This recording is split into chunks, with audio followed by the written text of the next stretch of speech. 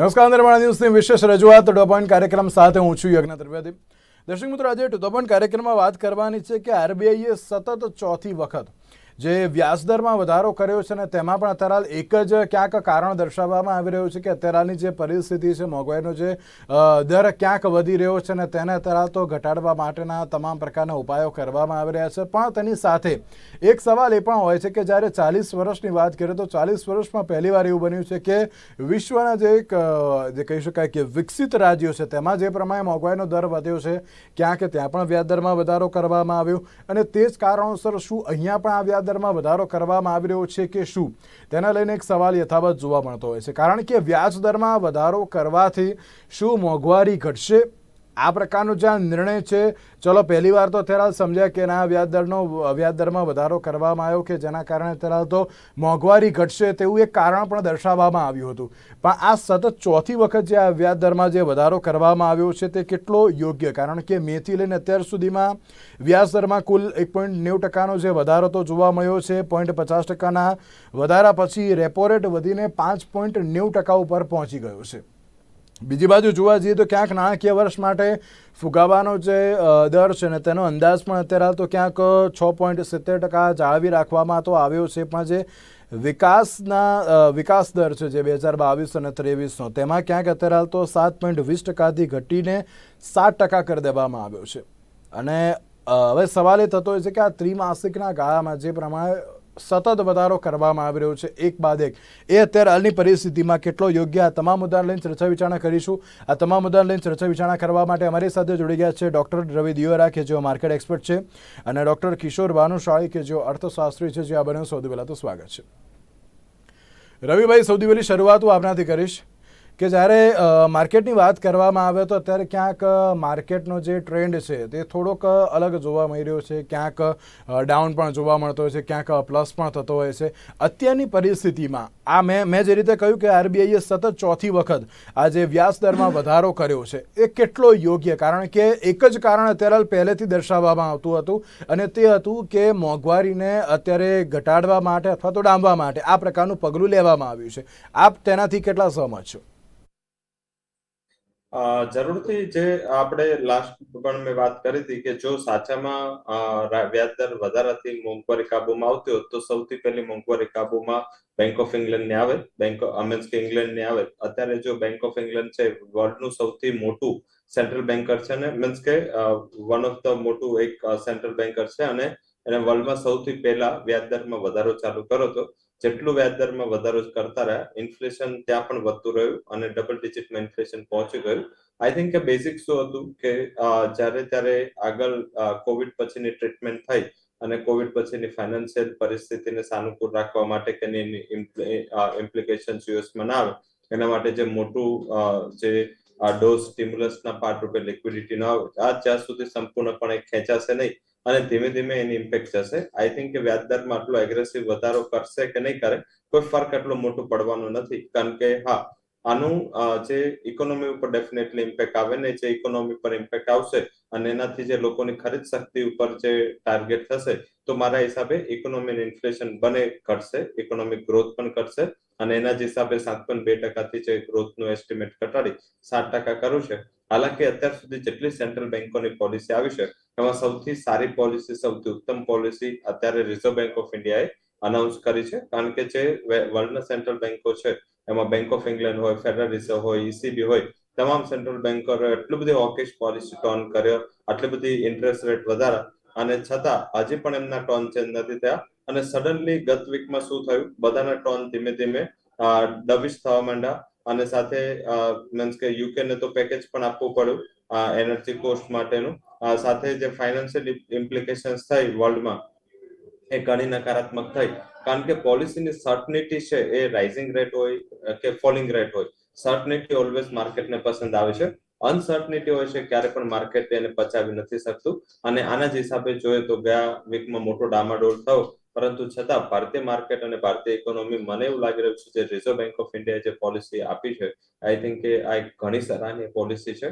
કારણ કે કોઈ મીન્સ કે ફેસ્ટિવિટી પણ હતી અને આ ફેસ્ટિવિટીમાં કોઈ નકારાત્મક અસર ના થાય એટલે રિઝર્વ બેંક ઓફ ઇન્ડિયાએ જે પોલિસી ઘણી તોલીને આપી છે અને એના પછી જે કમેન્ટ્સ આપ્યા છે ને કમેન્ટ્સમાં સૌથી વધારે ઇમ્પોર્ટન્ટ એ હતું કે જે 7.10% જે ઇન્ફ્લેશન રેટ આ ક્વાર્ટરનો એક્સપેક્ટ કર્યો હતો એ ધીમે ધીમે આરબીઆઈ નું માનવું છે કે Q1 FY24 સુધીમાં આ જે રેટ છે એ 5% સુધી પહોંચી જશે અને દર ક્વાર્ટરમાં એમને એવું માનવું છે કે ઇન્ફ્લેશન ઘટતું જશે. તો મારા હિસાબે જો આવું થશે તો ડેફિનેટલી ભારતીય અર્થવ્યવસ્થાને આટલી મોટી અસર ના થવી જોઈએ.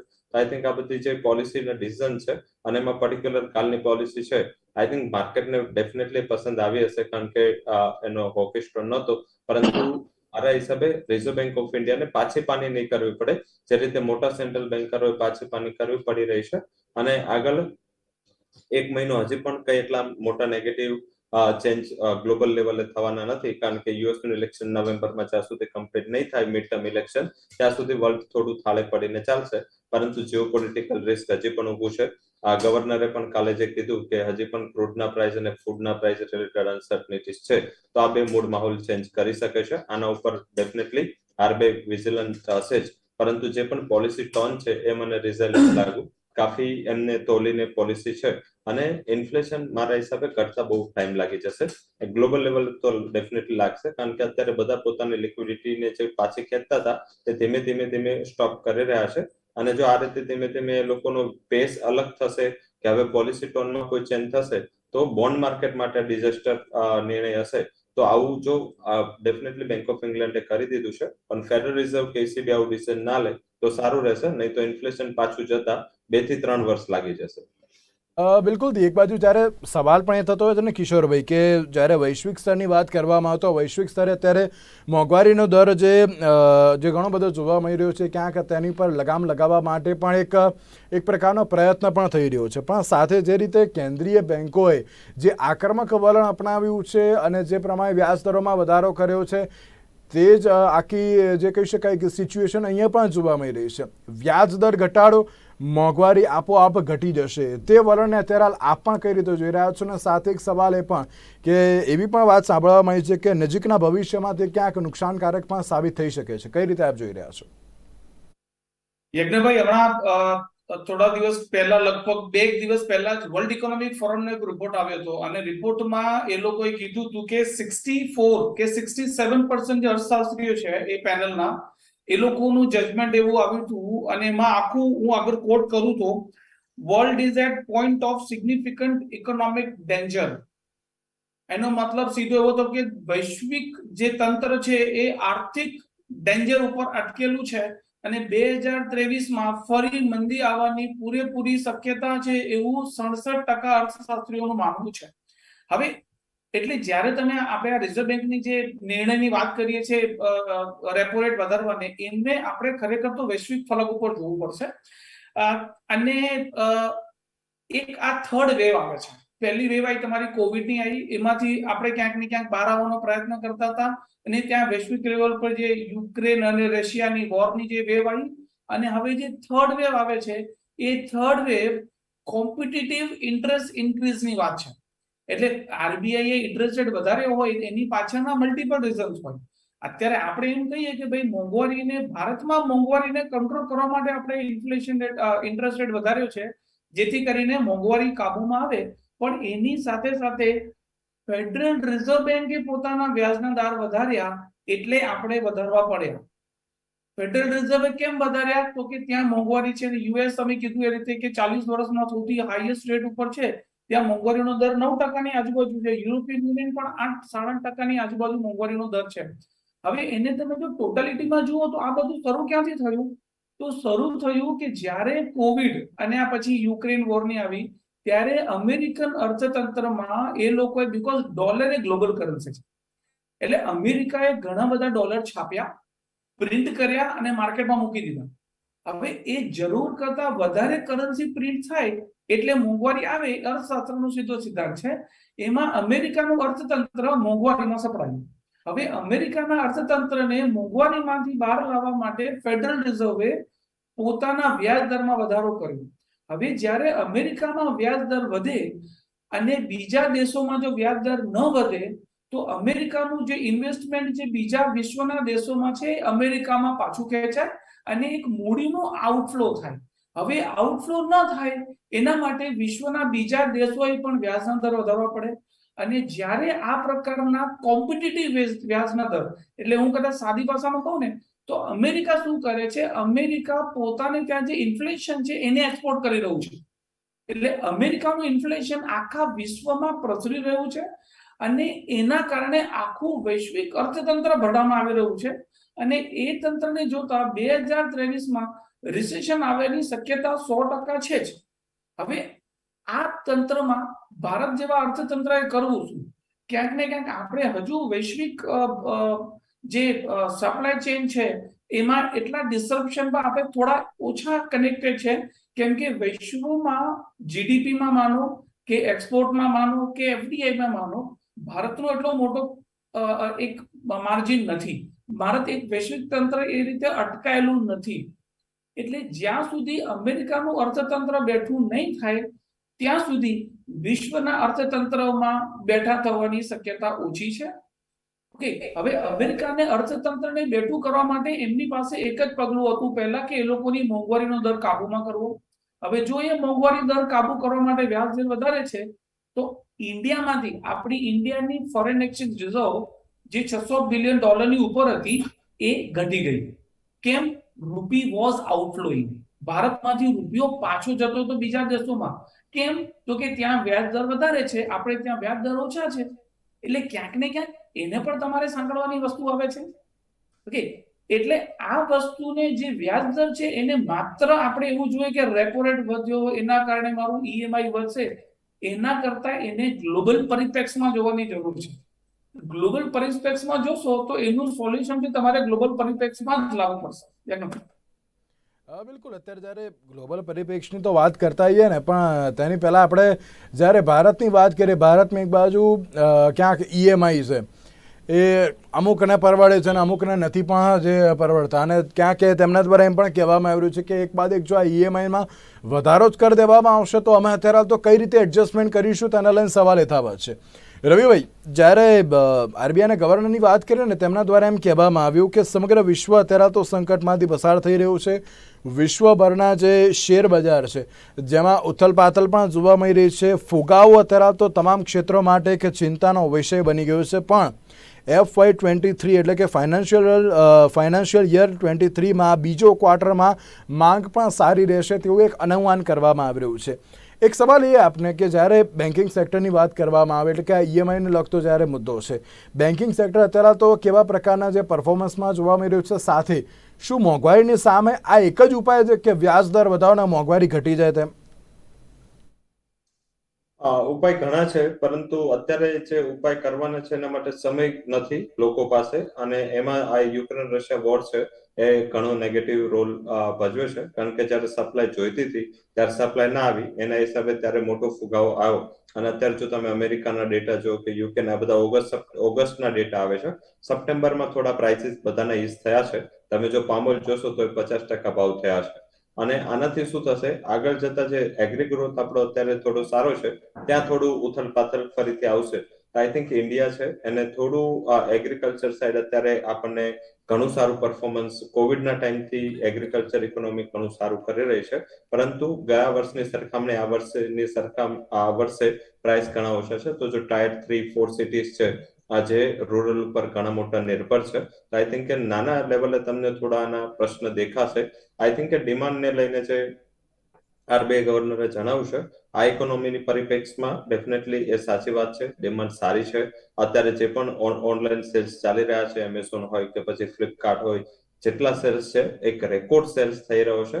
અને છેલ્લા 2 વર્ષથી ફેસ્ટિવિટી નહોતી, મેરેજ સિઝનમાં થોડા ઉપર નીચે હતા, એ પણ અત્યારે સારું થઈ રહ્યું છે. તો એના હિસાબે આ 1 થી 2 ક્વાર્ટર હજી પ્રોબ્લેમ નહીં આવે, પરંતુ જેવું યુએસના ઇલેક્શન્સ તમને ખતમ થતા દેખાશે, મિડ ટર્મ ઇલેક્શન્સ પછી મને એવું લાગી રહ્યું છે કે જાન્યુઆરીથી લઈ માર્ચમાં તમને જે અત્યારે ભારતીય માર્કેટની સ્થિરતા છે અને ગ્લોબલ માર્કેટની અસ્થિરતા છે, આ પરિપ્રેક્ષમાં આપણે પણ ત્યાં સફર થોડું કરવું પડશે. કારણ કે આપણે ગ્લોબલ વિલેજની અત્યાર સુધી ચર્ચા કરી રહ્યા હતા, અને ડેફિનેટલી એમને એક જે વાત જણાવી કે એક્સટર્નલ ફેક્ટર્સ હજી પણ આપણા માટે સારા નથી. ઇન્ટરનલ ફેક્ટર્સ, આટલું મોટું પોપ્યુલેશન છે, આટલું યંગ પોપ્યુલેશન છે, આટલું આશાવાદી પોપ્યુલેશન છે, તો મારા હિસાબે આપણને ઇન્ટરનલ પ્રોબ્લેમ આ નથી દેખાઈ રહ્યા. સેકન્ડ, આપણે વધારે ગુમાવવાનું નથી. જે લોકોની વાર્ષિક ઇન્કમ મીન્સ કે પર કેપિટા ઇન્કમ $23,000 $20,000 છે, $13,000 ચેન્જ છે, તો એ લોકોને થોડા પ્રશ્ન છે. આપણે તો $1,100-1,200 થી $2,000 વાળી ઇકોનોમી છે, તો આપણે અહીંયાથી કઈ ગુમાવવાનું નથી. સેકન્ડ, જો તમે જોશો તો ચાઇનાએ રેટ કટ કર્યા છે. જો શોર્ટ ટર્મમાં તમે જોશો તો ચાઇનાએ પોતાની ઇકોનોમીને સપોર્ટ કરવા માટે રેટ કટ કર્યા છે. આપણે પણ ગવર્નરની સ્પીચમાં એવું નહોતું લાગી રહ્યું કે એમને ડર છે કે ઇન્ટરનેશનલ રેટ એટલા જલ્દી વધી રહ્યા છે. તો આ ઇમર્જિંગ વર્સિસ ડેવલપ્ડ ઇકોનોમી છે, એના વચ્ચેનો ખેલ છે. મારા હિસાબે આમાં સફર કોણ કરશે? ડેવલપ્ડ ઇકોનોમી કરશે. યુરોઝોન, યુકે, યુએસ, જાપાન, જે કન્ઝમ્પશન ઓછું અને એક્સપોર્ટ ઉપર નિર્ભર છે. ચાઇનાને પણ પ્રોબ્લેમ પડશે કારણ કે એક્સટર્નલ ફેક્ટર એટલા પોઝિટિવ નથી. આપણે શું છે કે આપણે હજી એક્સપોર્ટ એટલું નથી કરતા જેટલું ઇમ્પોર્ટ કરીએ છીએ. તો ઇન્ડિયન ઇકોનોમી મને એ પરિપ્રેક્ષમાં એવું લાગી રહ્યું છે કે અસર બધી થશે જ્યારે વરસાદ આવશે અને પલળશે તો બધા જ પલળશે. એમાં એવું નથી કે ઇન્ડિયાને કઈ અસર નહીં થાય, પણ આપણને કમ્પેરિઝન અસર, કમ્પેરેટિવ અસર ભારતીય ઇકોનોમીને ઓછી થશે. હા, કોઈને છત્રી અથવા તો રેનકોટ મળશે ને બધા પલળવાના છે, એ વાત તો અત્યારે ફિક્સ જ છે. આપણી પાસે કન્ઝમ્પશનની છત્રી છે, આપણી પાસે એગ્રીકલ્ચર ઇકોનોમીની છત્રી છે. આપણે એટલા નહીં પલળે. હા, વધારે વરસાદ આવશે તો ડેફિનેટલી છત્રી કાગળ થવાની ઓલવેઝ અસર રહેતી હોય છે. પણ હા, જે રીતે ફેક્ટર્સ છે એ ફેક્ટર્સમાં આગળ પણ જેમ વાત થઈ હતી કે એ ફેક્ટર ઘણા ઇમ્પોર્ટન્ટ છે. અને આ પરિપ્રેક્ષમાં તમે જે પણ દર્શકો છે નોટ કરેલો કે આ પરિપ્રેક્ષમાંથી જ્યારે વર્લ્ડ ઇકોનોમી બહાર નીકળશે, એમાં ઇન્ડિયા, જે IMF 2017માં કીધું હતું કે India emerges as a brightest spot in the world, તો ડેફિનેટલી મારું એવું દ્રઢપણે માનવું છે કે જ્યારે આ ઇકોનોમી બધી ગ્લોબલી બહાર નીકળશે, 1-2 વર્ષ જ્યારે નીકળશે ઇન્ફ્લેશનના ચક્કરમાંથી કે ડિગ્રોથના ચક્કરમાંથી, આમાં ઇન્ડિયા એક ઇમર્જ થઈ રહ્યું છે, એક સ્ટ્રોંગેસ્ટ ઇકોનોમી તરીકે ઇમર્જ થઈ રહ્યું છે. કારણ કે આપણું જો જીઓગ્રાફિકલ પ્રેઝન્સ છે ઘણું સારું છે, ઘણું પોઝિટિવ છે. જે મોન્સૂન આપણને ઘણા અલનીનોના ફેક્ટરના હિસાબે એગ્રી ઇકોનોમીને છેલ્લા 5 વર્ષથી હેરાન કરું, એ 3 વર્ષથી મોન્સૂન પણ સારું છે, ઇવન છે. તો મારા હિસાબે આ બધા ફેક્ટરને ધ્યાનમાં રાખી આપણને ફૂડ ઇન્ફ્લેશનનો એટલો મોટો પ્રશ્ન નહીં રહે. થોડું એનર્જી ઇન્ફ્લેશન, આયાત ઇન્ફ્લેશન આપણી પાસે રહેશે, એ આપણે અવોઇડ કરી શકીશું. કારણ કે આપણી પાસે અલ્ટરનેટ એનર્જી સોર્સિસ ઘણા ઉભા થયા છે. જે 10 વર્ષ પહેલા આપણું ડિપેન્ડન્સ હતું એનર્જીમાં ક્રૂડ ઉપર કે ગેસની આયાત પર, એટલું ડિપેન્ડન્સ નથી. સોલાર પર ઘણું સારું કામ થઈ રહ્યું છે. અલ્ટરનેટ એનર્જી સોર્સિસને વિકસિત કરવા માટે સબસિડીઝ ઘણી અપાઈ રહી છે. તો આ ફેક્ટર આગળના 4-5 વર્ષનું ભારતનું એક ઉજ્જવળ ભવિષ્ય છે એ નક્કી કરશે. અને થોડું આપણને જનવરી ઓનવર્ડ જ્યારે વિન્ટર ચાલુ થશે ત્યારે થોડું યુરો ક્રાઇસિસ ફેસ કરવા પડશે. આના સિવાય હું નથી માની રહ્યો કે કોઈ મોટો ઇકોનોમિક પ્રોબ્લેમ આવે. ઇન્ફ્લેશન હજી પણ આપણા 1 વર્ષ આપણા સાથે રહેશે. આઈ થિંક હજી પીક થવાની બાકી છે. રવિભાઈ, એક બીજો એક સવાલ થોડું ટૂંકમાં કહેજો. આ એક્સપોર્ટ સેક્ટરને અત્યારે તો આ વ્યાજદર વધવાથી ક્યાંક અસર થાય તેવી શક્યતાઓ છે, કઈ રીતે તેને પણ જોઈ રહ્યા છો? હા, જરૂરથી એક્સપોર્ટ સેક્ટરને એક્સટર્નલ ફેક્ટર્સ નડશે. આઈ થિંક કે ગ્લોબલ માંગ ઓછી થશે અને ત્યારે વ્યાજદર વધે છે.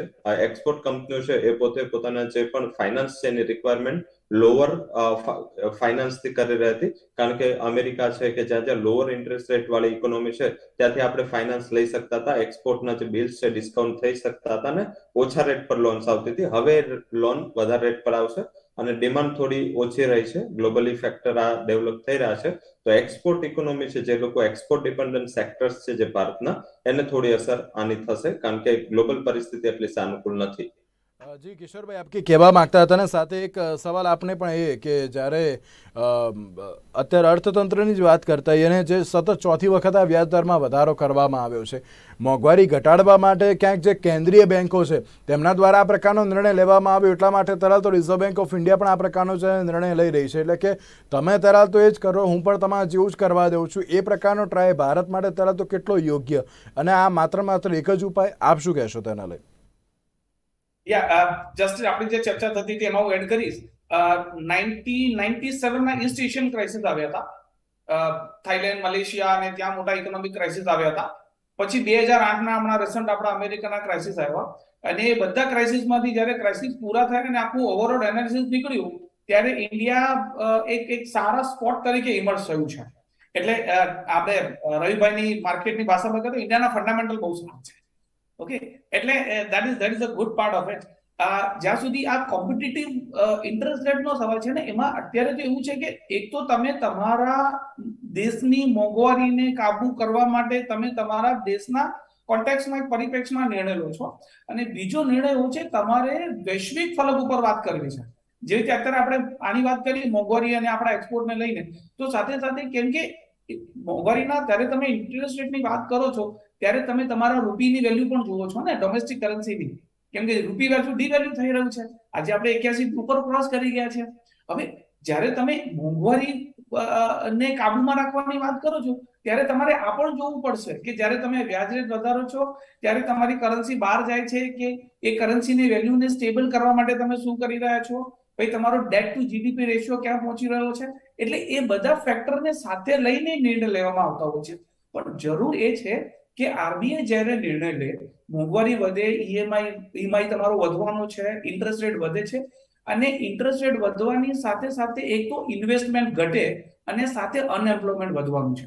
તો તમારે જોવું એ પડે કે શું જે વર્ગને સૌથી વધારે અસર થવાની છે, જેને આપણે કહીએ બોટમ ઓફ ધ પિરામિડ, એ વર્ગને અસર થતી મિનિમાઇઝ કરવા માટે ક્યાંક થઈ શકે. કેમ કે એ સેક્ટર સ્પેસિફિક તમારે ઇન્સેન્ટિવ લેવા પડશે, અને એ મોનેટરી કરતા ફિસ્કલ પોલિસીનો પાર્ટ છે. અને આરબીઆઈ પાસે જે આપણે મેજર્સની વાત કરતા હતા ને, બે પ્રકારના મેજર હોય, એક ક્વોન્ટિટેટિવ મેજર હોય અને ક્વોલિટેટિવ મેજર હોય. જ્યારે કોઈ પણ ક્વોન્ટિટેટિવ મેજર ટૂલ યુઝ કરવામાં આવે તો એ બધાને અસર થાય, અને જ્યારે ક્વોલિટેટિવ ટૂલ યુઝ કરવામાં આવે તો તમે એક સેક્ટર સ્પેસિફિક ઇફેક્ટ આપી શકો છો. એટલે આ આરબીઆઈના મેજરની સાથે સાથે ગવર્મેન્ટે અમુક સ્ટેપ્સ લેવા પડશે, જેથી કરીને જે નબળો વર્ગ છે એને આની અસર ઓછામાં ઓછી થાય.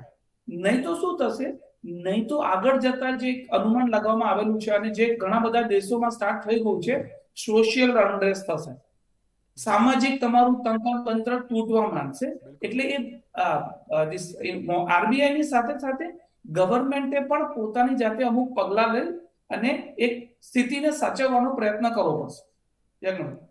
બિલકુલ, અત્યારની જે આ પરિસ્થિતિ છે અને વ્યાજ દરોમાં જે પ્રમાણે વધારો કરવામાં આવી રહ્યો છે, તો હવે આગામી સમયમાં કેવા પ્રકારનો મહત્વનો નિર્ણય લેવામાં આવશે તેને લઈને તો સવાલ યથાવત જોવા મળી રહ્યો છે. પણ તેની સાથે એક જે પરિસ્થિતિ અત્યારે તો જે માર્કેટની જોવા મળી રહી છે ને, તેમાં પણ અત્યારે તો ક્યાંક એક જ સવાલ એ જોવા મળી રહ્યો છે કે 1.90% જે આ વધારો કરવામાં આવ્યો છે, હવે આ 1.90% વધારાની સાથે હવે જે આરબીઆઈ દ્વારા હવે કયો મહત્વનો નિર્ણય લેવામાં આવશે, કારણ કે આજે ચોથી વાર તો વ્યાજદરમાં વધારો કર્યો, હવે શું 5મી વખત પણ વ્યાજદરમાં વધારો કરશે કે શું? હવે આને અટકાવવા માટેના કયા અલગ અલગ ઉપાયો છે તે તો આવનારો સમય બતાવશે. તેની સાથે રવિભાઈ અને કિશોરભાઈ, આ બંનેનો આભાર અમારી સાથે ચર્ચા વિચારણામાં જોડાવા માટે. આજની વિશેષ રજૂઆતમાં બસ આટલું. રજા આપશો. નમસ્કાર.